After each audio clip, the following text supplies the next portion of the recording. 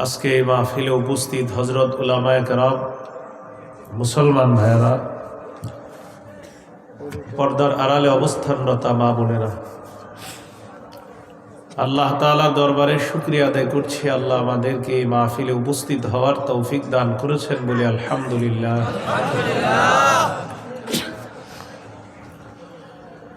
আমি আপনাদের সামনে সূরাতুজ জারিয়াতের 56 নম্বর আয়াতে কারিমা তেলাওয়াত করলাম। এই আয়াতে আল্লাহ তাআলা বলেন, ওয়ামা খালাকতুল জিন্না ওয়াল ইনসা ইল্লা লিয়াবুদুন।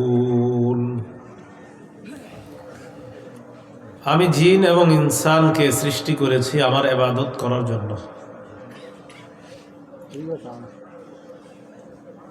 সূরা হিজরের 99 নম্বর আয়াতে আল্লাহ বলেন, ওয়া'বুদ রাব্বাকা হাত্তা ইয়াতিয়াকাল ইয়াকিন। মরণ আসা পর্যন্ত তুমি তোমার রবের ইবাদত করো।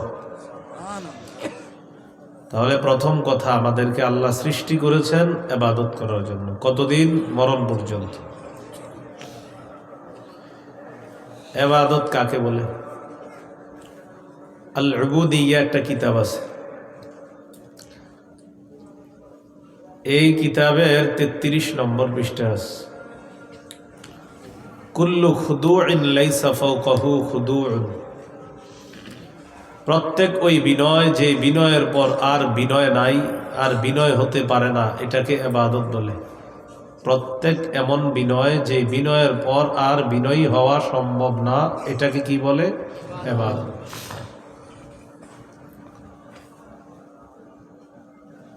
ইমাম কুরতুবী রহমতুল্লাহ আলাইহি বলেন, ইবাদত বলা হয় ইসমুন জামিউন লিকুল্লি মা ইউহিব্বুহুল্লাহু ওয়া ইয়ারদাহু মিনাল আকওয়ালি ওয়াল আ'মালিজ যাহিরা ওয়াল বাতিনা।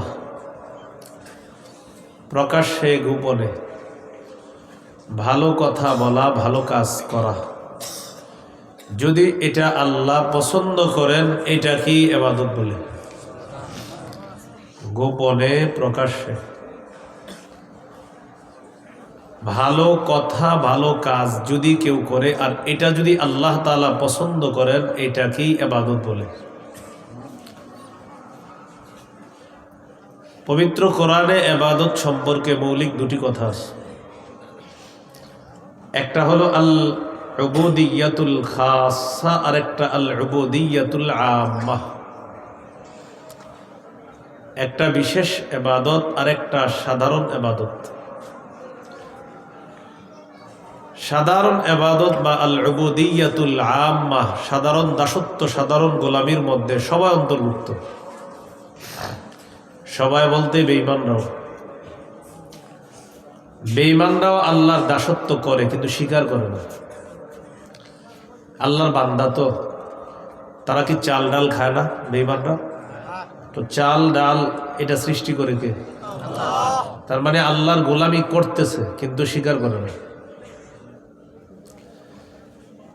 এই ব্যাপারে আল্লাহ তাআলা সূরা মারিয়ামের 93 নম্বর আয়াতে বলেন, ইন কুল্লু মান ফিস সামাওয়াতি ওয়াল আরদি ইল্লা আতির রহমানি আবদা। আসমান জমিনের যারাই আছে সবাই রহমানের কাছে দাস রূপে উপস্থিত হবে। কি রূপে? দাস, গোলাম, বান্দা। আরেকটা হলো আল উবুদিয়্যাতুল খাসসা, বিশেষ দাসত্ব, বিশেষ গোলামি। বিশেষ দাসত্ব বা বিশেষ গোলামির মধ্যে শুধু তারাই অন্তর্ভুক্ত যারা আল্লাহর বিশেষ বান্দা, তারাই অন্তর্ভুক্ত হবে। যেমন সূরা ফুরকানের 63 নম্বর আয়াতে আল্লাহ বলেন, ওয়া ইবাদুর রহমানিল্লাযীনা ইয়ামশুনা আলাল আরদি হাওনা ওয়া ইযা খাতাবাহুমুল জাহিলুনা ক্বালু সালামা। রহমানের প্রকৃত বান্দা তারা যারা বিনয়ের সাথে দুনিয়াতে চলে, নত হয়ে চলে, নম্র হয়ে চলে। জাহেলরা তাদেরকে সালাম দিলে, তাদের সাথে ঝগড়া করতে আসলে তখন তারা বলে সালামা, তোমাদের প্রতি সালাম। এখন বলেন, দুনিয়াতে কি সবাই নত হয়ে চলে নাকি বিশেষ কিছু মানুষ? এই বিশেষ মানুষগুলা আল্লাহর বিশেষ গোলামীর অন্তর্ভুক্ত হবে, আর আল্লাহ তাদেরকে বিশেষ শ্রেণীর দাস বানিয়ে কিয়ামতের ময়দানে জান্নাত দান করবে। এইগুলো দ্বিতীয় কথা আজকের। 3 নম্বর কথা, হাদিসে ইবাদত। আবু দাউদের 1479 নম্বর হাদিস। এই হাদিসের মধ্যে আছে قال رسول الله صلى الله عليه وسلم الدعاء هو العبادة। রাসূলুল্লাহ সাল্লাল্লাহু আলাইহি সাল্লাম বলেন, দোয়াটাই ইবাদত। সুবহানাল্লাহ। দোয়া করাই কি ইবাদত। এখন আমরা তো দোয়া করি না, আমরা এখন ফতুয়া খুঁজি যে দোয়াটা কখন করব, কিভাবে করব, বাঁকা হয়ে না সোজা হয়ে, এইভাবে না ওইভাবে। এই ফতুয়ার খুঁজতে খুঁজতে 3 বছর চলে গেছে, তো আল্লাহর দরবারে হাত ওঠানোর সুযোগ হয়নি। আল্লাহ তাআলা বলেন, উদউনি আস্তাজিব লাকুম, আমাকে ডাকো, আমার কাছে দোয়া করো, ওয়াদা আমি সাথে সাথে তোমাদের ডাকে সাড়া দিব। وَإِذَا سَأَلَكَ عِبَادِي عَنِّي فَإِنِّي قَرِيبٌ। আমার বান্দারা যখন আপনার কাছে আমার সম্পর্কে জিজ্ঞাসা করে আমি কোথায়, আপনি বলেন আমি অতি নিকটে। উজিবু দাওয়াতাদ দাঈ ইযা দাআন, আল্লাহ তাআলা বলেন সে ডাকা মাত্রই আমি তার ডাকে সাড়া দেই। আমি আপনি যতবার আল্লাহকে ডাকি আল্লাহ ঠিক ততবার সাড়া দেন। তাহলে দোয়া করা এটা ইবাদত। বলেন দোয়া করা কি ইবাদত। মাঝে মাঝে হাত উঠায়া দোয়া করেন। হুজুর সবার সাথে করব না তো ঠিক আছে, একা একাই করেন, হাত উঠায়া দোয়া করেন। এইভাবে বুক বরাবর উঠাবেন। আবু দাউদের 1488 নম্বর হাদিসে আছে, হাত এই বরাবর উঠানো আপনার, উঠাইতে উঠাইতে মোটামুটি উপরে উঠা যাবে। কিন্তু আমরা দোয়ার সময় হাত এরকম করি, ঠিক না? দাড়ি খুঁচাই, জামা ঠিক করি, পাশের জনকে বলি এই তুইও হাত উঠা, এভাবে বলি পাশের জনকে দোয়ার সময়। মানে দোয়ার সময় হাত উঠা, সবাই হাত উঠা, আমিন আমিন, মানে এটা কোনো বিষয় না। আবার অনেকে এইভাবে পিঠা বানাইতে থাকে দোয়ার সময়, আল্লাহুম্মা আমিন। পিঠা চিনেন? এক জাতীয় পিঠা এইভাবে বানায়, এই পিঠা বানায় দোয়া করার সময়। আল্লাহর সাথে তামাশা করেন। আল্লাহর কাছে ভিখারির মতো চাইতে হবে। কার মতো বলেন? আমি ভিক্ষুক, আল্লাহর কাছে এইভাবে চাইতে হবে। আল্লাহ তাআলা তো বলে দিয়েছেন, ওয়াল্লাহুল গনিয়্যু ওয়া আনতুমুল ফুকারা, আল্লাহ ধনী, তোমরা দরিদ্র, তোমরা গরিব। আমরা সবাই আল্লাহর কাছে মুখাপেক্ষী, এই জন্য মুখাপেক্ষী বান্দার মতো আল্লাহর কাছে চাইতে হবে। আল্লাহ তৌফিক দান করেন। আমিন। তিরমিজির হাদিস, 2201 নম্বর হাদিস। এই হাদিসের মধ্যে আছে, قال رسول الله صلى الله عليه وسلم العبادة في الهرج كهجرة إلي। নবীজি বলেন, ফিতনার জামানায়, ফিতনার যুগে ইবাদত করা আমি নবীর কাছে হিজরত করার মতো সওয়াব। কলহ বিপর্যয়ের জামানায় ইবাদত করা, ফিতনার জামানায় ইবাদত করা, এটা হলো কলহ বিপর্যয়ের জামানা। নবী বলেন ওই জামানায় ইবাদত করা আমি নবীর কাছে হিজরত করার মতো সওয়াব। সাহাবীদেরকে আল্লাহ নবী বললেন ওই জামানায় আমার উম্মত ইবাদত করবে, আল্লাহ তাআলা তাদের একজনকে 50 জনের সওয়াব দান করবেন। সাহাবীরা প্রশ্ন করলেন, হুজুর কোন 50 জন? নবী জবাব দিলেন, আজরু 50 মিনকুম, তোমাদের 50 জনের সওয়াব ওই ফিতনার জামানায়, এই তোমরা সাহাবীদের 50 জনের সওয়াব ফিতনার জামানায় এক উম্মতকে আল্লাহ দিয়ে দিবেন। ফিতনার জামানায় তোমাদের 50 জনের সওয়াব আল্লাহ তাআলা এক উম্মতকে দিয়ে দিবেন। সাহাবীরা বললেন, হুজুর কোন 50? নবী বললেন, তোমরা 50, এই তোমাদের 50 জনের সওয়াব তাদেরকে দেওয়া। এই জন্য এই যুগে ইবাদত করতে পারাটা এটা সৌভাগ্যের লক্ষণ মনে করা।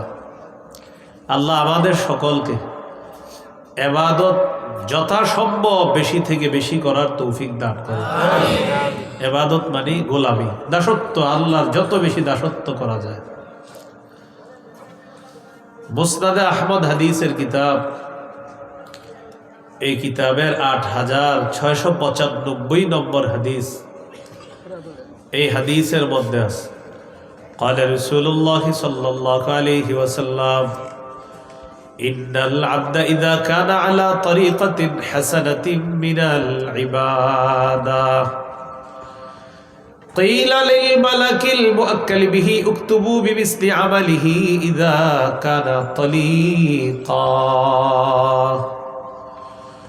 নবীজি বলেন, কোন বান্দা যদি ইবাদতের সুন্দর একটা নিয়ম গ্রহণ করে, করার পর ওই ব্যক্তি প্রতিদিন ইবাদত করে, করতে করতে একদিন ওই ব্যক্তি আর ইবাদত করার সুযোগ পায় না, সময় পায় নাই, মারিদ, লোকটা অসুস্থ হয়ে যাওয়ার কারণে ইবাদত করার সুযোগ পায় না, ডেইলি ইবাদত করে, একদিন অসুস্থ হয়ে গেছে, ইবাদতটা আর করতে পারতেছে না। আল্লাহ তাআলা বলেন, আমার বান্দা ইবাদত করে না, কোনো সমস্যা নাই, আমি জানি সে যদি সুস্থ থাকতো সে ইবাদত করত, অসুস্থ হওয়ার কারণে ইবাদত করতে পারে নাই, তোমরা কিন্তু সওয়াব লেখা বন্ধ করবা না। সুস্থ থাকা অবস্থায় ইবাদত করলে যে সওয়াব দিতা, আজকে অসুস্থতার কারণে ইবাদত না করলেও সওয়াব লেখা বন্ধ করবা না। এই জন্য ইবাদতের উত্তম কোন পদ্ধতি গ্রহণ করার চেষ্টা করা। আল্লাহ তৌফিক দান করেন। হাদিসের একটা কিতাব আছে সহিহুল জামে, এই কিতাবের 4214 নম্বর হাদিস, এই হাদিসের মধ্যে আসছে আপনাদের ইমাম সাহেব নামাজ পড়াইছে, পড়ানোর পর সুন্নত পড়ছে, সুন্নত পড়ার পর উনি নফল নামাজ না পড়ে রুমে চলে আসছে, এসে কিতাব পড়তেছে। কিতাব ওনার আগামীকাল ক্লাস আছে সকালে, এই জন্য এই কিতাব পড়তেছে, অথবা আগামীকাল জুমা পড়াবে, জুমার বয়ান উনি কিতাবে দেখতেছে। এর মধ্যে আপনারা কিছু মুসল্লি যারা নফল ইবাদতে দাঁড়িয়ে গেছেন, ইবাদত করতেছেন, রাসূলুল্লাহ সাল্লাল্লাহু আলাইহি সাল্লাম বলেন, ফাদলুল ইলমি আহাব্বু ইলাইয়া মিন ফাদলিল ইবাদাহ। কোন আলেমের এলেম অন্বেষণ করা আর তোমরা সাধারণ মানুষের ইবাদত করা, এই তোমাদের ইবাদত করারও ফজিলত আছে। তোমাদের ইবাদতের যে ফজিলতটা সাধারণদের, তোমাদের নফল ইবাদতের ফজিলতের চাইতে আলেমের এলেম অন্বেষণের মর্যাদা, ফজিলত আমি নবীর কাছে আরো বেশি। কারণ একজন আলেম পড়াশোনা করা মানে একটা জাতি রক্ষা করা। কোনটা হালাল কোনটা হারাম এটা একজন আলেম বলবে। আওয়াজটা একটু বাইরে গেছে মনে হয়, শুরুর দিকে যেমন ছিল অমন রাখেন, চুপে চুপে বাড়ায়। ওই এটাকে মাইকম্যান নিচে বসে রয়েছে, হ্যাঁ, চুপে চুপে বাড়াইতে না করে না। রাসূলুল্লাহ সাল্লাল্লাহু আলাইহি সাল্লাম বলেন, আলেমের এলেম অন্বেষণ করা সাধারণ মানুষের ইবাদতের চাইতে এটা দামি কাজ। তো এর মানে কিন্তু আপনারা আবার ইবাদত ছেড়ে দিন না, আপনাদেরটারও ফজিলত আছে, সাধারণ মানুষের ইবাদতের ফজিলত আছে। নবীজি বলেন, ক্ষেত্র বিশেষ সাধারণ মানুষের ইবাদতের ফজিলতের চাইতে আলেমের এলেম অন্বেষণের মর্যাদা আরো বেশি। এইগুলো আজকের 3 নাম্বার আলোচনা। 4 নাম্বার আলোচনা, বলেন আমার সাথে, উপকারিতা লাভের দিক থেকে ইবাদত 2 প্রকার। 1, নিজে ইবাদত করে উপকৃত হওয়া। 2, অন্যের সাহায্যে ইবাদত করে সওয়াব কামাই করা। একটা নিজে ইবাদত করে সওয়াব পাবেন, আর একটা অন্যের সাহায্যে ইবাদত করে সওয়াব কামাবেন। এ হলো উপকারিতা লাভের দিক থেকে ইবাদত 2 প্রকার। 1 নাম্বার, নিজে ইবাদত করে সওয়াব কামাই করবেন। যেমন তিরমিজির হাদিস 2909 নম্বর হাদিস, قال رسول الله صلى الله عليه وسلم خيركم মান তাআল্লামাল কুরআনা ওয়া আল্লামাহ। নবীজি বলেন, তোমাদের মধ্যে সর্বোত্তম ওই ব্যক্তি যে কোরআন শিখে এবং অন্যকে শিখায়, সে তোমাদের মাঝে সর্বোত্তম ব্যক্তি। এখন আপনি কোরআন শিখলেন, কোরআন শিখার পর আপনি ডেলি পড়তেছেন কোরআন, এই যে নিজে নিজে কোরআন পড়তেছেন, সওয়াব পাইতেছেন, কোরআন পড়তেছেন, সওয়াব পাইতেছেন, এটা নিজে ইবাদত করে সওয়াব কামাই করে। রাতের বেলা কেউ যদি কোরআন পড়তে পারেন, আল্লাহর সাকিনা সরাসরি আসবে, সরাসরি। হয়তো আপনি দেখবেন না, কিন্তু এক সাহাবীকে আল্লাহ সাকিনা দেখায় দিচ্ছে। সহিহ বুখারীর বর্ণনা 5011 নম্বর হাদিস। এই হাদিসের মধ্যে আছে, কানা রাজুলুন ইয়াকরাউ সূরাতাল কাহফি, এক ব্যক্তি রাতের বেলা সূরা কাহফ তেলাওয়াত করতেছিলেন। ফাতাগাশাতহু সাহাবা, রাতের বেলা যখন সূরা কাহফ তেলাওয়াত করতেছিলেন, আকাশের মেঘখণ্ড এসে তার বাড়ির উপর দাঁড়ায় গেছে। সুবহানাল্লাহ, মেঘখণ্ড। তো এইভাবে তাকাইছে উনি, ওনার ঘোড়াটার দিকে তাকাইছে, তাকায় দেখে ফাজা আলা ফারাসুহু ইয়ানফিরু, তার ঘোড়াটা লাফায়। তিনি যত কোরআন পড়ে তার ঘোড়া তত লাফায়। কোরআন তেলাওয়াত শেষ, ঘোড়ার লাফানিও বন্ধ, ওই মেঘখণ্ড আকাশে উঠে যায়। নবীজির কাছে গেলেন, যাওয়ার পর বললেন, ইয়া রাসূলুল্লাহ, রাতের বেলা কোরআন তেলাওয়াত করতেছিলাম, হঠাৎ দেখি মেঘখণ্ড। নবীজি বললেন, তিলকা সাকিনাতু তানাজ্জালাত বিল কুরআন, কোরআন পড়লে সাকিনা নাজিল হয়, যা মানুষ অনেক সময় দেখতে পায় না। আল্লাহ তাআলা গত রাতে তোমাকে সাকিনা সরাসরি দেখায় দিছে। এটা সাকিনা, এটা প্রশান্তি। রাতের বেলা একটু কোরআন পড়েন। এবার একটু চিন্তা করেন তো, রাত্রে 3টা বাজে এই যে মাদ্রাসার ছাত্ররা তেলাওয়াত করে 3টা 4টায়, কি পরিমাণ সাকিনা নাজিল হয়। এই জন্য তো গাঁজাখোরদের উপরে আযাব আসে না। যারা আপনার মদ, গাঁজা, ইয়াবা, বাবা আসক্ত, তাদের উপর আযাব আসে না কেন? ওই যে আশেপাশে 3টা 4টায় এত পরিমাণ কোরআন তেলাওয়াত শুরু হয়ে যায়, একদিক দিয়ে সাকিনা আসতে থাকে, তাই গাঁজুট্টিরাও বাইসা যায়। যে পরিমাণ অপরাধ। কিন্তু আলহামদুলিল্লাহ এখন আমাদের বাংলাদেশটাকে একদম পুরা বলা যায়, আমাদের বাংলাদেশ মসজিদ মাদ্রাসার দেশ, মসজিদ মাদ্রাসার দেশ, এইটা বলা যায়। না হয় আমাদের দেশে কিন্তু অপরাধ কম হয় না। এরপরেও আল্লাহ তাআলা, মানে আপনি চিন্তা করতে হবে যে আচ্ছা আমি এখন এত ভালো আছি কেন, টেনশন করবেন, আমি তো এত ভালো থাকার কথা না। এই টেনশনের জবাব দিবেন ওই যে 3টা 4টা বাজে বাচ্চাগুলা, নাবালেগ বাচ্চা, এই ঠান্ডা দিয়ে উইঠা উজু করে কোরআন পড়বে। একটু ভাবতে পারেন, আল্লাহর কালাম নাবালেগ শিশুরা রাত 3টা 4টায় পড়তেছে, আল্লাহ গজব উঠায় নেয়। এই জন্য তো কোরআন শিখলে মানুষ মানুষ হয়। বলেন, কোরআন শিখলে কি হয়? আল্লাহ তাআলা বলেন, আর-রহমান আল্লামাল কুরআন খালাকাল ইনসান। আমি অনুবাদটা কিভাবে করি দেখেন, ওলামা হযরত আছেন। রহমান তিনি, আল্লামাল কুরআন যিনি জন্মগত মানুষকে কোরআন শিখিয়ে, খলাকাল ইনসান প্রকৃত মানুষ বানিয়েছেন।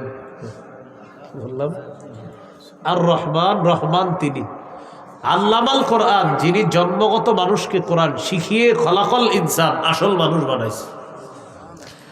এটা কিন্তু ডাইরেক্ট অনুবাদ না। ডাইরেক্ট অনুবাদ হলো রহমান তিনি, আল্লামাল কোরআন কোরআন শিখিয়েছেন যিনি, তারপর খলাকাল ইনসান মানুষ বানিয়েছেন। তো আমরা তো জানি আগে মানুষ সৃষ্টি, তারপর কোরআন শিখেছে।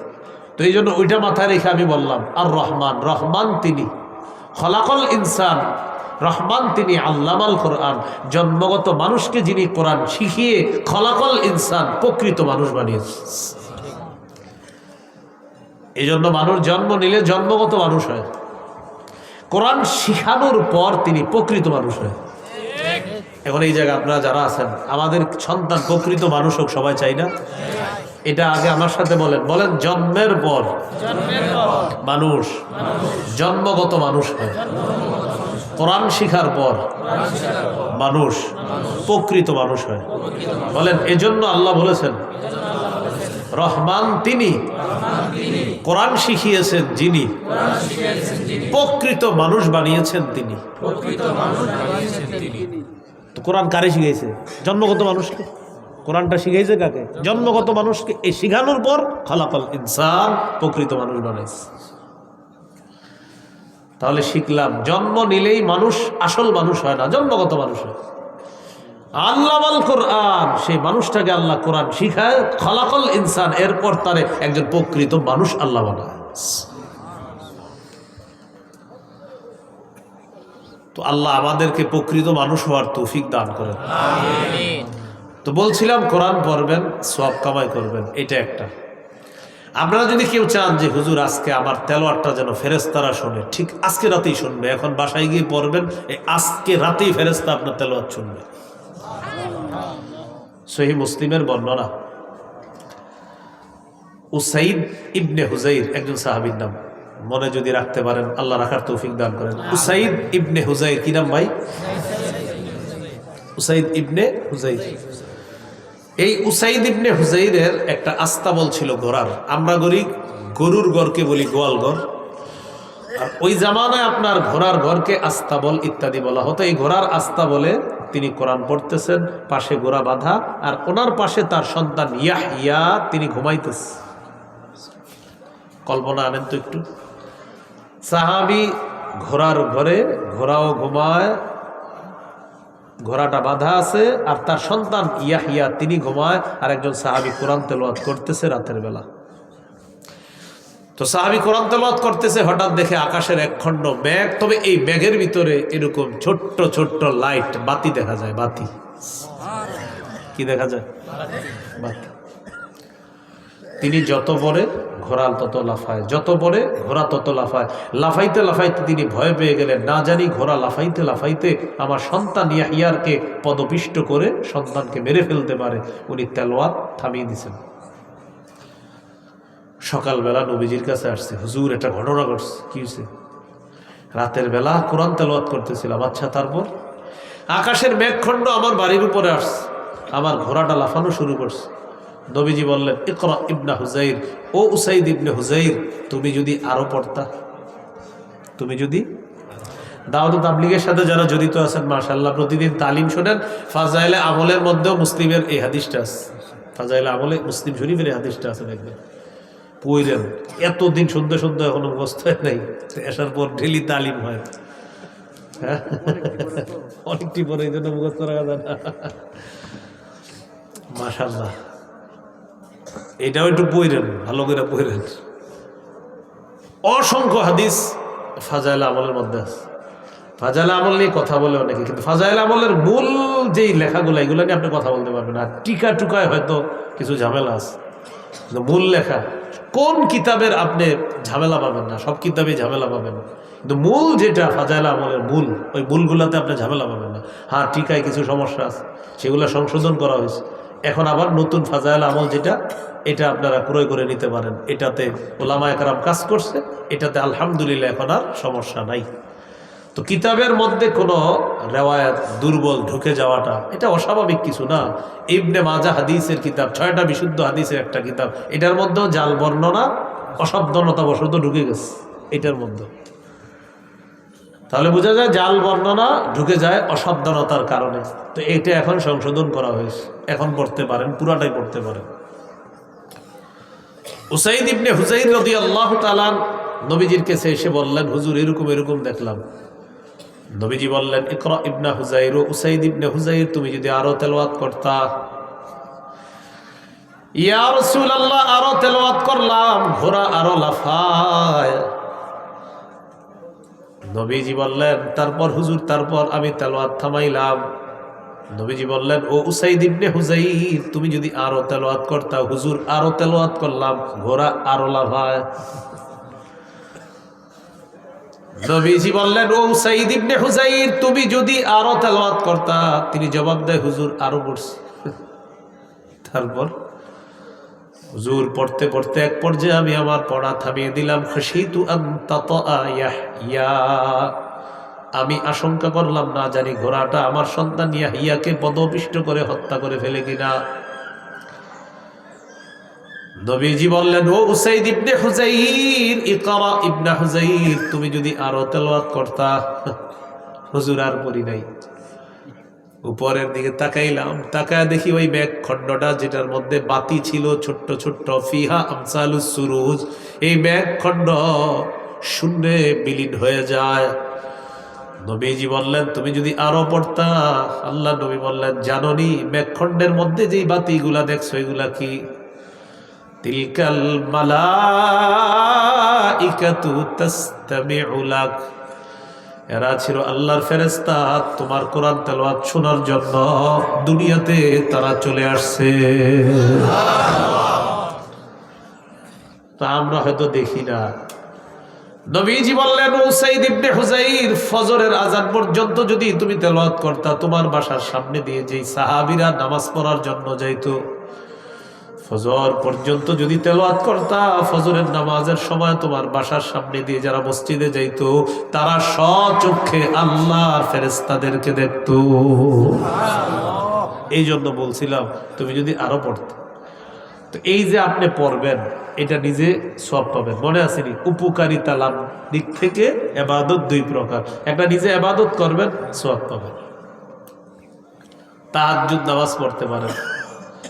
সহিহুত তারগীবের হাদিস 630 নম্বর হাদিস, রাজুলুন কামা ফি লাইলাতিন বারিদাতিন মিন ফিরাশিহি ওয়া লিহাফিহি ওয়া দিসারিহি ফাকামা সুম্মা তাওয়াদ্দাআ সুম্মা কামা ইলাস সালাহ। কোন ব্যক্তি যদি প্রচন্ড শীতের রাতের বেলা উঠার পর ওযু করে তাহাজ্জুদ নামাজের মধ্যে দাঁড়িয়ে যায়, লেপ কম্বল বিছানা ইত্যাদি ছেড়ে ওযু করে তাহাজ্জুদ নামাজে দাঁড়িয়ে যায়, এই ব্যক্তি যখন নামাজে দাঁড়ায়, আজকে শীত ভালোই পড়ছে, আজকে এটা পারেন, কিন্তু লেপ ছাড়লেন, কম্বল ছাড়লেন, আরামের বিছানা ছাড়লেন, তাহাজ্জুদ নামাজে দাঁড়াইলেন, আল্লাহ তাআলা তাকে দেখে খুশিতে হাসতে থাকে। খুশিতে হাস। যদি চান আজকে রাত্রে আল্লাহকে খুশি করতে পারেন, নামাজের মধ্যে যখন দাঁড়াবেন, তাহাজ্জুদ নামাজে দাঁড়ানোর পর আল্লাহ ফেরেশতাদেরকে বলেন, মা হামালা আবদি হাযা আলা মা সানাআ, আমার এই বান্দা যে নামাজে দাঁড়াইছে এত প্রচন্ড শীতের রাতে, কেন দাঁড়িয়েছে ফেরেশতারা বলো। ফেরেশতারা জবাব দেয়, রাজা আমা ইনদাকা ওয়া শাফকাতাম মিম্মা ইনদাক, আপনার কাছে পাওয়ার আশায় আর আপনার গজবের ভয়ে দাঁড়িয়েছে। আল্লাহ তাআলা বলেন, আতাইতুহু মা রাজা, সে যে নিয়তে দাঁড়িয়েছে, যেই আশায় দাঁড়িয়েছে, দিয়ে দিলাম।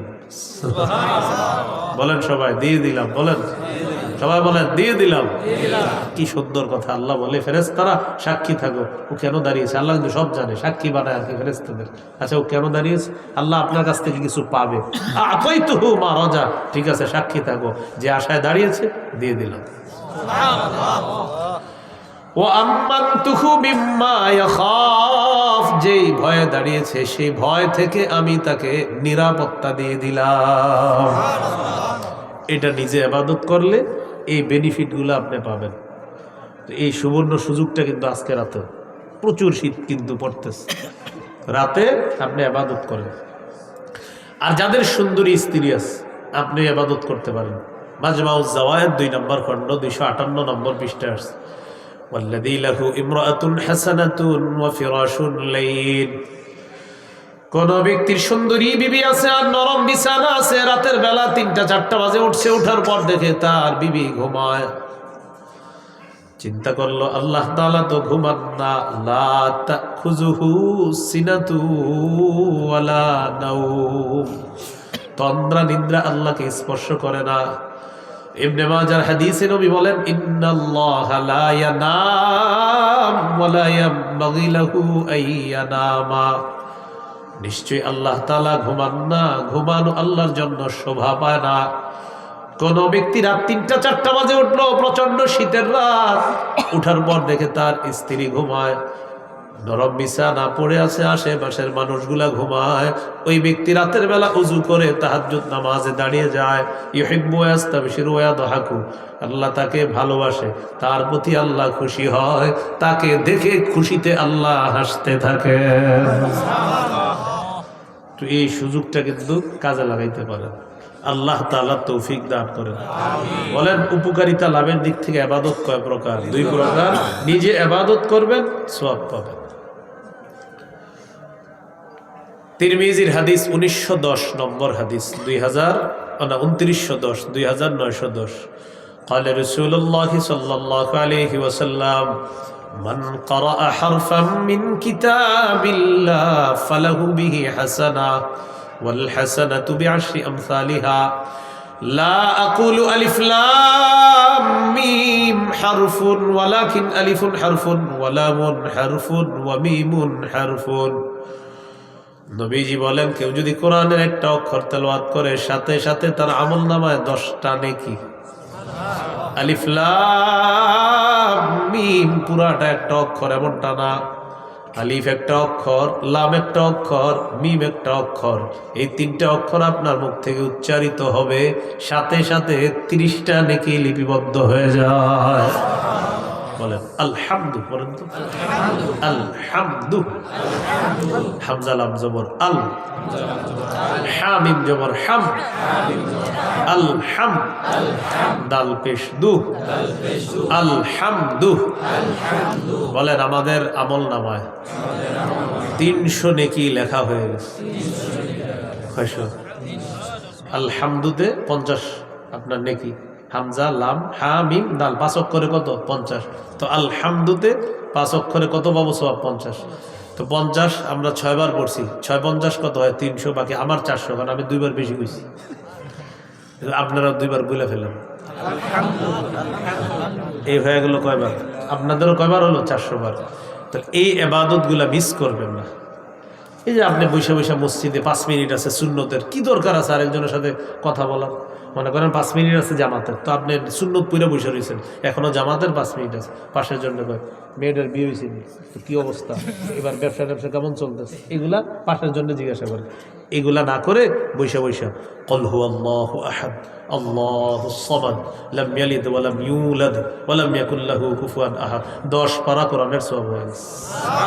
চিন্তা করা যায় আমি এই মুহূর্তে 10 পারা কোরআনের সওয়াব কামাই করে ফেলছি, এটা আমার ইয়াকিন। তা আপনি বসে বসে সময়গুলো নষ্ট করেন না, পড়েন বসে বসে। আল্লাহ তারা থেকে নাচ পর্যন্ত সবাই পারেন না? ইমাম সাহেব আসতে 10 মিনিট এখনো দেরি হইতেছে, আপনি 10 বার পড়েন। হুজুর 10 বার পড়ার পরে আরো সময় আছে, আরো 10 বার পড়েন, আমার সমস্যা খতম দিবেন যে হুজুর আমি আলাম তারা থেকে নাচ পর্যন্ত 1 খতম 2 খতম এরকম পড়ছেন, পড়েন না, যতবার পড়েন পড়েন। কুল হুয়াল্লাহু আহাদ আল্লাহুস সামাদ লাম ইয়ালিদ ওয়া লাম ইউলাদ ওয়া লাম ইয়াকুল লাহু কুফুয়ান আহাদ, আরো 10 পারার সওয়াব হইছে। তো আপনি আরেকবার পড়েন, 30 পারা কোরআনের সওয়াব।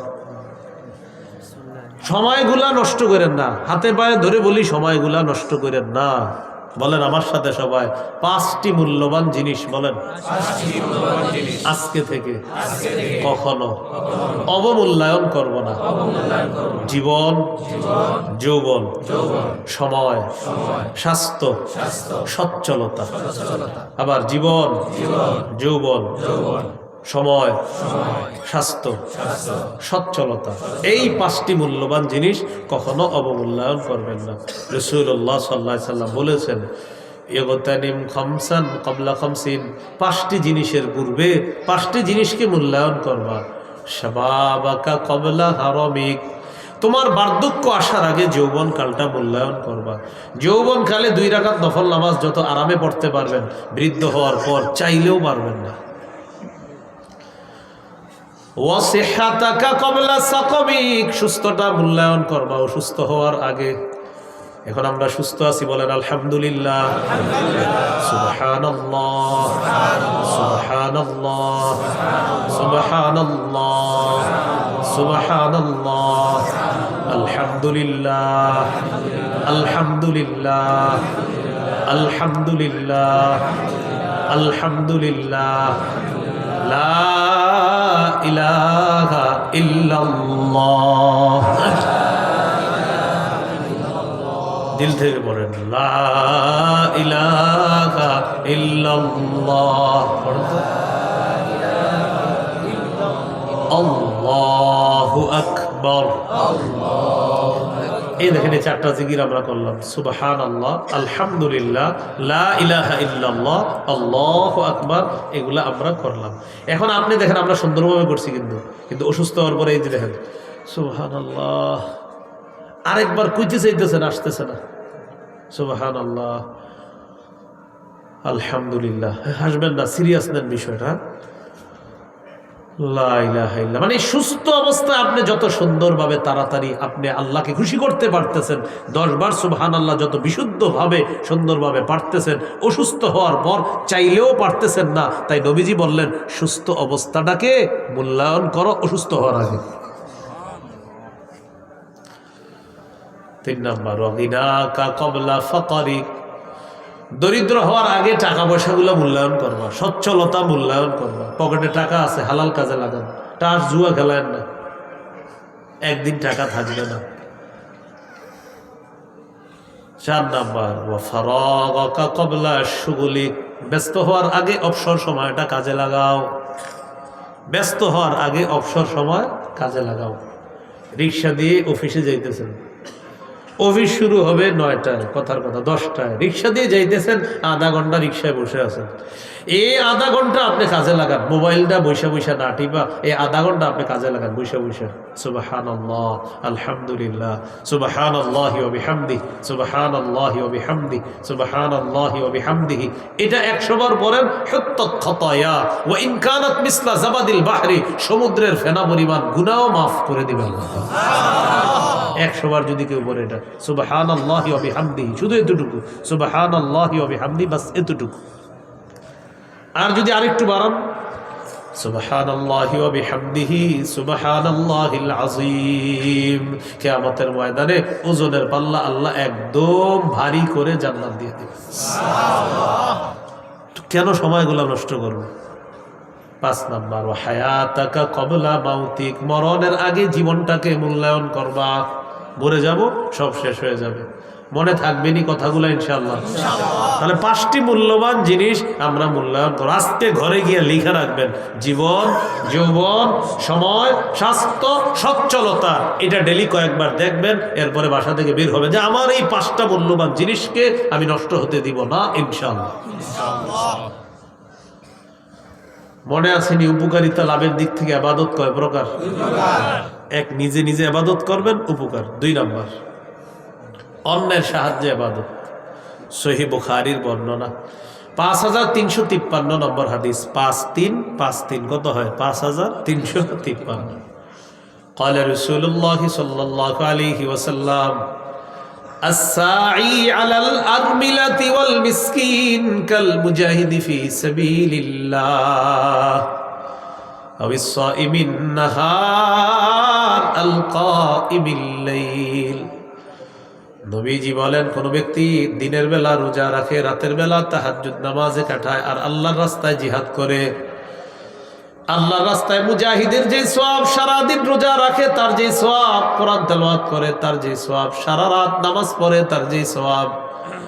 কোন ব্যক্তি যদি অসহায় দরিদ্র মানুষের সহযোগিতায় এগিয়ে যায়, বিধবা নারীদের সহযোগিতায় এগিয়ে যায়, তার আমল নামায় মুজাহিদের, রোজাদারের, রাতের বেলা তাহাজ্জুদ আদায়কারীর সওয়াব আল্লাহ তাকে দিয়ে দেয়। এটা অন্যের সাহায্যে ইবাদত। ফকিররে দান করবেন, সাহায্য মানে কি? আপনি যে দান করলেন এটা আপনারই লাভ, যে আমি দরিদ্রকে দান করলাম ওর কারণে আমি সওয়াব পাইছি, আমি বিধবাকে দান করলাম তার কারণে আমাকে আল্লাহ সওয়াব দান করলেন। রক্তের সম্পর্ক রক্ষা করা, এটা একটা দামি কাজ, অন্যের সাহায্যে সওয়াব কামাই করা। করব না ইনশাআল্লাহ, আল্লাহ তৌফিক দান করেন। সর্বশেষ কথা, 5 নাম্বার আলোচনা, বলেন মাধ্যম হিসাবে ইবাদত 5 প্রকার। এটা শর্টে শেষ করে দিব, একটু শিখে নেন এটা। বলেন আমরা, প্রচন্ড শীত পড়তেছে, 5 মাধ্যমে ইবাদত করি। বলেন অন্তর দিয়ে, মনে রাখবেন, মুখ দিয়ে, আবার অন্তর দিয়ে, মুখ দিয়ে, শরীর দিয়ে, সম্পদ দিয়ে, শরীর এবং সম্পদ দিয়ে। 4 নাম্বারটা হলো শরীর দিয়ে, 5 নাম্বারটা শরীর এবং সম্পদ দিয়ে। 4 নাম্বারটা না সম্পদ দিয়ে, 5 নাম্বারটা শরীর এবং সম্পদ। আবার বলছি, বলেন অন্তর দিয়ে, মুখ দিয়ে, শরীর দিয়ে। শরীর হলো 3 নাম্বার, 4 নাম্বার সম্পদ দিয়ে, 5 নাম্বার হলো শরীর এবং সম্পদ দিয়ে। এই 5টার নাম দিয়ে আমরা বলেন অন্তর দিয়ে যে ইবাদত করা হয় সে ইবাদতকে আত্মিক ইবাদত বলে, মানে আত্মার সাথে সম্পর্ক। মুখ দিয়ে যে ইবাদত করি এটাকে বলে মৌখিক ইবাদত। শরীর দিয়ে যে ইবাদত করি এটাকে বলা হয় শারীরিক ইবাদত। সম্পদ দিয়ে যে ইবাদত করি অর্থ দিয়ে এটাকে বলা হয় আর্থিক ইবাদত। আর 5 নাম্বার শরীর এবং সম্পদ দিয়ে এটাকে বলা হয় আর্থিক এবং শারীরিক ইবাদত। একটু মনোযোগ দেন। 1 নাম্বার ইবাদত হলো অন্তর দিয়ে। অন্তরের ইবাদত কি? অন্তরের ইবাদত বলেন বিশুদ্ধ নিয়ত। এটা কিসের ইবাদত? অন্তরের। সহিহ বুখারীর 1 নম্বর হাদিস, ইন্নামাল আ'মালু বিন্নিয়াত। আমলের প্রতিদান নিয়তের সাথে, আমলের প্রতিদান বিশুদ্ধ নিয়তের সাথে। তো বলেন তো নিয়তের ইবাদত কি দিয়ে করি? অন্তর দিয়ে। মাশাআল্লাহ, একটু আমার সাথে বলেন লা ইলাহা ইল্লাল্লাহ।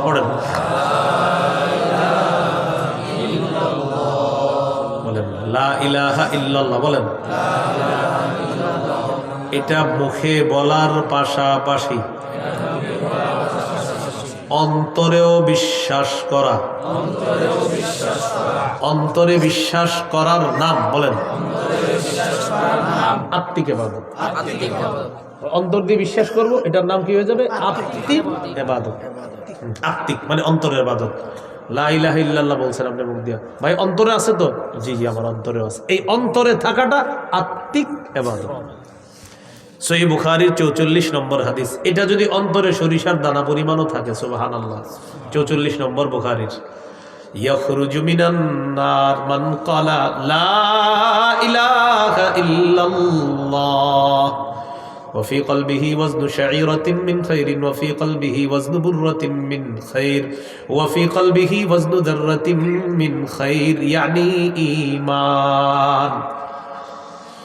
কারো অন্তরে যদি গম পরিমাণ, জব পরিমাণ, সরিষার দানা পরিমাণ ঈমান থাকে, অপরাধের কারণে এই লোকটা যদি জাহান্নামের সাজা ভোগও করে, একদিন জাহান্নাম থেকে বের হয়ে সরিষার দানা পরিমাণ ঈমানের কারণে আল্লাহ তাকে জান্নাত দান করবে। আত্মিক ইবাদত। জীবনে যা হবে না হবে অন্তরে এটা রাখেন, আল্লাহ আমি নাফরমানি অনেক করি মাবুদ, আপনার আলো বাতাস খায়াও আমার অনেক গুনাহ হয় আল্লাহ, আল্লাহ আমি কিন্তু দিলে এটা বিশ্বাস করি আপনি ছাড়া আমার কেউ নাই, এটা আমার দিলে রাখবেন সবসময়। তাহলে একটা গেল নিয়ত বিশুদ্ধ, আর একটা গেল লা ইলাহা ইল্লাল্লাহর স্বীকৃতি, এটা অন্তরেও করা। অন্তরে আরেকটা ইবাদত বলে ইখলাস। কি বলেন তো? ইখলাস। নাসাইর হাদিস 3140 নম্বর হাদিস, قال رسول الله صلى الله عليه وسلم إن الله لا يقبل من العمل إلا ما كان له خالصا। আল্লাহ তাআলা আমল ততক্ষণ কবুল করেন না যতক্ষণ আমলটা ইখলাসের সাথে না হবে। কয়টা গেল অন্তরের ইবাদত? 3টা। একটা গেল বিশুদ্ধ নিয়ত, আরেকটা লা ইলাহা ইল্লাল্লাহ এটা অন্তরে বিশ্বাস করা, আরেকটা গেল আপনার ইখলাস, আরেকটা বলেন সুন্দর চিন্তা। চিন্তা কি দিয়ে করে? অন্তর দিয়ে। এটা আত্মিক ইবাদত। সুন্দর চিন্তা। এখন আমার দিকে একটু তাকান, আমি আসমানের দিকে তাকাইব, চিন্তা করতেছি এত সুন্দর আসমানটা কে এইভাবে খুঁটি ছাড়া বানাইলো, আমি শুধু চিন্তা করতেছি। চিন্তা করতে করতে কোরআনের সূরা আলী ইমরানের 190 191 নাম্বার আয়াতে আমি জবাব পেয়ে গেছি। সুবহানাল্লাহ। আমি চিন্তা করতেছি আসমানটা এইভাবে দাঁড় করায় রাখছে কার হুকুমে?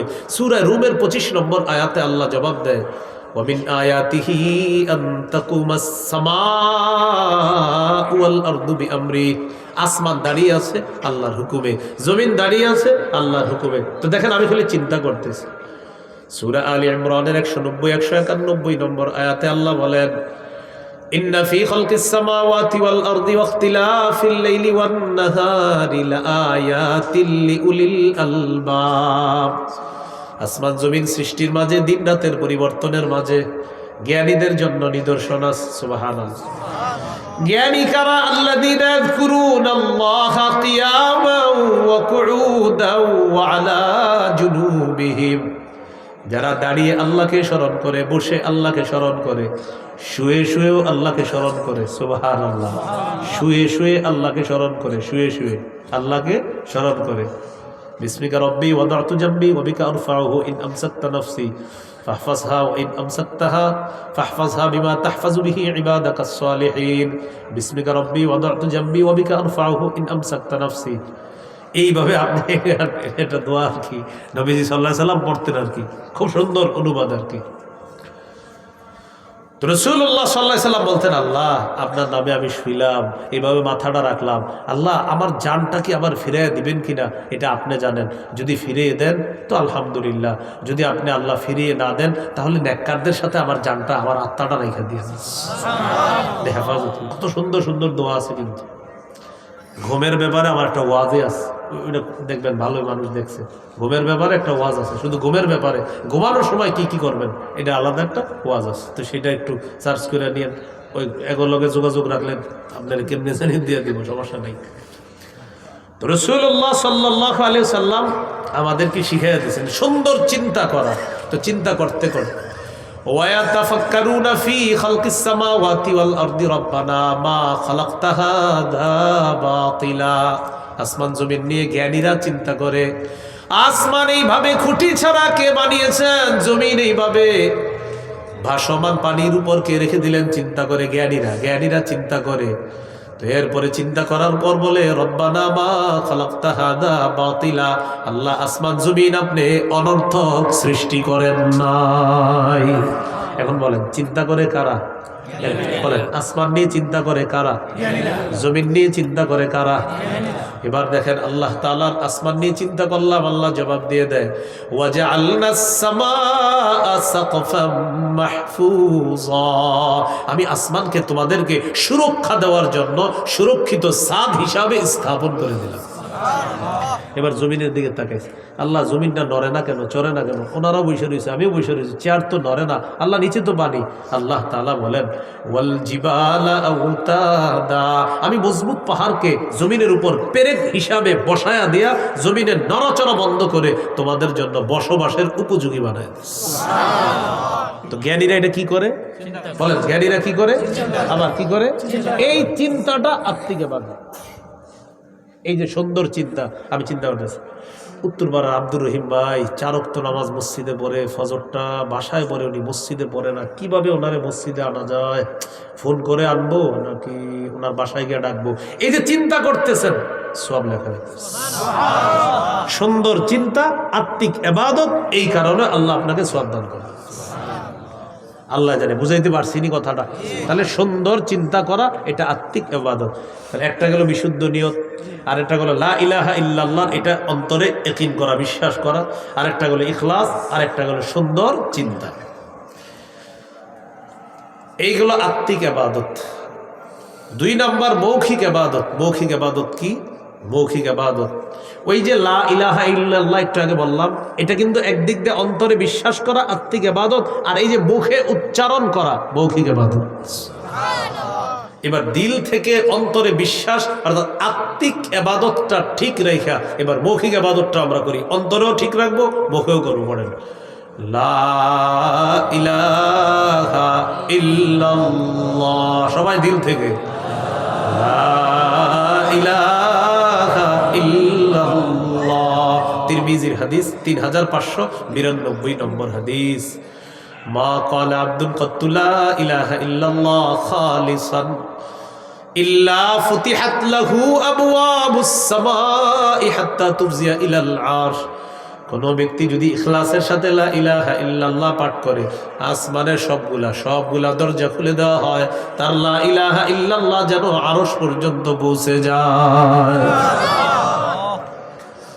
তাহলে লা ইলাহা ইল্লাল্লাহ উচ্চারণ করা মৌখিক ইবাদত। বলেন তিলাওয়াতুল কুরআন মৌখিক ইবাদত।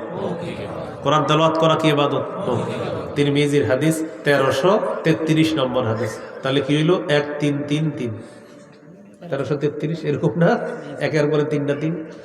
قال رسول الله صلى الله عليه وسلم الجاهر بالقرآن كالجاهر بالصدقة والمسر بالقرآن كالمسر بالصدقة। প্রকাশ্যে কোরআন তেলাওয়াতকারী প্রকাশ্যে সদকাকারীর মতো, গোপনে কোরআন তেলাওয়াতকারী গোপনে সদকাকারীর মতো। করবো তো ইনশাআল্লাহ।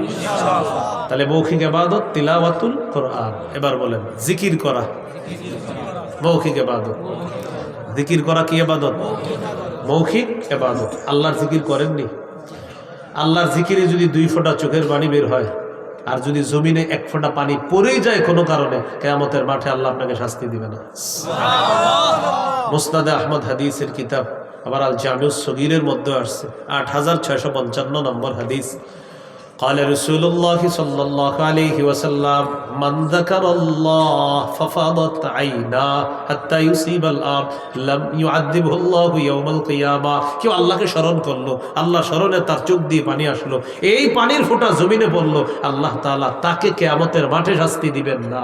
সুবহানাল্লাহ। তো জিকির করা। আজকে রাতে আপনারা জিকিরের আমলটা এইভাবে করতে পারেন, নির্জনে বসে বসে আল্লাহরে স্মরণ করবেন। আল্লাহ আল্লাহ, আমাকে আপনি কত নিয়ামত দান করছেন আল্লাহ। আলো দিলেন, বাতাস দিলেন আল্লাহ, এগুলো খাওয়ার পরে ভোগ করার পরেও আমার কত সুন্দর 2টা হাত দিলেন, এই হাত দিয়ে আমি কত গুনাহ করছি আল্লাহ। এই চোখ দিলেন 2টা, হারাম জিনিসের দিকে কত তাকাইলাম আল্লাহ। এইভাবে নির্জনে আল্লাহকে স্মরণ করবেন। সহিহ বুখারী 660 নম্বর হাদিস। 7 ব্যক্তিকে আল্লাহ কিয়ামতের ময়দানে তার ছায়া জায়গা দিবেন। এর মধ্যে একজন রজুলুন যাকারাল্লাহ খালিয়ান ফাফাদাত আইনা, যে নির্জনে আল্লাহকে স্মরণ করে আর তার 2 চোখ থেকে পানি আসে, আল্লাহ তাআলা কিয়ামতের মাঠে তাকে তার ছায়া জায়গা দিয়ে দিবেন। সুবহানাল্লাহ। তো বলছিলাম আল্লাহকে স্মরণ করে কান্নাকাটি করা, করবো তো ইনশাআল্লাহ। জিকির করা, জিকির স্মরণ করা, জিকির করা। জিকির নামাজ, জিকির জিকির তেলাওয়াত, এটাও জিকির। নামাজ পড়া এটাও জিকির, তেলাওয়াত করা এটাও জিকির। সুবহানাল্লাহ, আলহামদুলিল্লাহ, লা ইলাহা ইল্লাল্লাহ, আল্লাহু আকবার, আস্তাগফিরুল্লাহ, এগুলাও জিকির। এখন আপনি কোনটা করবেন বেশি? ইস্তেগফার বেশি পড়বেন না সুবহানাল্লাহ বেশি পড়বেন?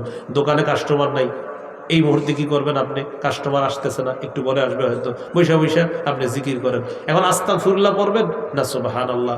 আমাদের সালাফগণ সুন্দর সিদ্ধান্ত দিয়েছে যে শোনো, জামায় যদি ময়লা থাকে সাবানের প্রয়োজন হয়, ময়লা না থাকলে আতরের প্রয়োজন হয়। ইস্তেগফার নামক সাবান দিয়ে কলবকে সাফ করো, আর সুবহানাল্লাহ নামক আতর দিয়ে কলবকে সাজায় দাও। সুবহানাল্লাহ। ইস্তেগফার দিয়া কলবকে আগে সাফ করতে হবে। আস্তাগফিরুল্লাহ, আস্তাগফিরুল্লাহ, আস্তাগফিরুল্লাহ, কলবের গুনাহ দূর হইতেছে। আস্তাগফিরুল্লাহ, আস্তাগফিরুল্লাহ, কলবের উপরে একটা গুনাহের জং ছিল, আবরণ ছিল কালো। আস্তাগফিরুল্লাহ, এই কালোটা দূর হইতেছে। আস্তাগফিরুল্লাহ, এই কালোটা দূর হইতেছে। আস্তাগফিরুল্লাহ, কালো জং দূর হইতেছে, এবার দূর হইছে। তো আল্লাহ রাসূল সাল্লাল্লাহু আলাইহি সাল্লাম জিকির তো অনেক শিখাইছেন। বুজুর্গ সালফে সালেহিনগণ বলেন, এখন কলব থেকে তোমার মোটামুটি মনে হচ্ছে যে কলবটা সাফ হয়েছে, এখন সাফ কলবকে আতর লাগাইতে হবে। এবার সুবহানাল্লাহর জিকির বাড়ায় দাও, এই সুবহানাল্লাহ দিয়ে কলবকে সাজায় দাও। সুবহানাল্লাহ, আলহামদুলিল্লাহ। তাহলে ইস্তেগফার বেশি না সুবহানাল্লাহ বেশি? এটা আশা করি বুঝে আসছে। গুনার মাত্রা যদি বেশি হয়, কতক্ষণ ইস্তেগফার পড়ে নেবেন, পড়ে নিয়ে এবার গুনাহের এই কলবটাকে সাফ করবেন। সাফ করার পর এবার সুবহানাল্লাহ দিয়ে এটাকে সাজাবেন। কোরআন হাদিস যারা পড়াশোনা করবেন, যেমন আপনারা জেনারেল লাইনের অনেকে পড়েন, বই বসে বসে বই পড়েন, আপনারা পড়ার আগে অনেকক্ষণ ইস্তেগফার পড়ে নেবেন। হুজুর ইস্তেগফার কেন পড়ব? বলেন যত বেশি, বলেন যত বেশি ইস্তেগফার যে যত বেশি পড়বে তার তত বেশি গুনাহ ঝরবে। যত বেশি গুনাহ ঝরবে তত বেশি মেধা বাড়বে। এটা ছাত্র করে মুখস্থ করাইতে হবে। ইস্তেগফার যত বেশি পড়বে গুনাহ তত বেশি ঝরবে, গুনাহ যত বেশি ঝরবে মেধা তত বেশি বাড়বে। এই জন্য কোরআন হাদিস পড়ার আগে অনেকক্ষণ ইস্তেগফার পড়বেন। হুজুর কেন পড়বো? ইস্তেগফার পড়ার মাধ্যমে কলবটাকে সাফ করবেন। সাফ করার পর এবার এই কলবের মধ্যে কোরআন হাদিস রাখবেন। 1 গ্লাস পানি যদি আমার দেন, না দেওয়া লাগবে না, তো পানি দিবেন 1 গ্লাস, নিচে 1 ফোঁটা প্রস্রাব, আর উপরে মনে করেন পুরোটা পানি, 1 ফোঁটা মাত্র প্রস্রাব, আর বেশিরভাগ পানি। আমি কি জীবনে পান করবো এটা? না। এই জন্য প্রস্রাব 1 ফোঁটা থাকার কারণে এটার মধ্যে আমরা পানি রাখতে চাই না, দুধ রাখতে চাই না। তো বলেন কলবের মধ্যে গুনাহ আছে, সেখানে কোরআন হাদিস থাকবে কিভাবে?